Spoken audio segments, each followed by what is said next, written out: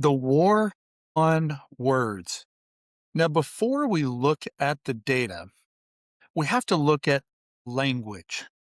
In the world of leadership and geopolitics, if you control the definition, you actually control the person. So in 2021, Islamic interest groups lobbied the United States to codify a definition of Islamophobia. Now, this isn't just academic, it's about setting the rules for what you're allowed to think and to say.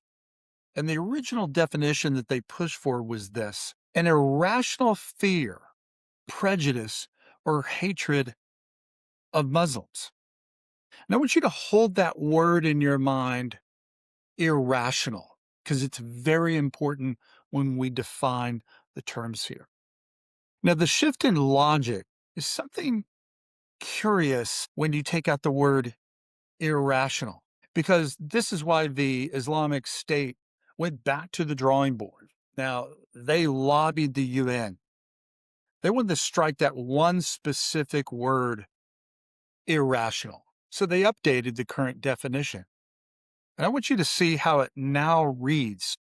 From the time of 2021 to 2022, they changed this definition. And it now reads this, and you can see it right on the UN website as well. It's a fear, Islamophobia is a fear, a prejudice, and a hatred of Muslims. You may look at that and you go, well, it's really close. You took out the one word irrational. Now, why they add it? And this is really important because the word irrational is a high bar. Now, if the definition requires your fear to be irrational, then you have a defense.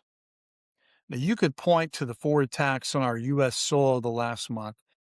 You could say this: my concern isn't a phobia, it's a rational response to a reoccurring pattern. So if you remove the term irrational, the UN has attempted to turn a religion into a protected racial class. Now, under this new logic, it doesn't matter if your fear is backed by evidence or not. It doesn't matter if there's a trend, a pattern, or a systemic threat. If you feel it, or if your voice critiques, or if you critique at all Islam, you aren't being rational, you're being a racist. So how convenient is that? Just remove the term irrational, and now there is no rational basis for anything. It's a specialized trap designed to silence dissent. In any other field, business, security, medicine, if you operated this way, you'd be considered insanely crazy, a nut job. If a pilot ignores a warning light because he or she is told his fear is prejudice, what happens? The plane crashes. I have a different suggestion. We need to reject this blanket definition. We need to reclaim the right to be objective. If you have a baseless, unfounded hatred for a person simply because of their faith, then yes, that is irrational, and that's a phobia. But when the data and the lived experience in America and Britain and France and the entire Western world shows an overwhelming pattern, that's not a phobia. That is rational.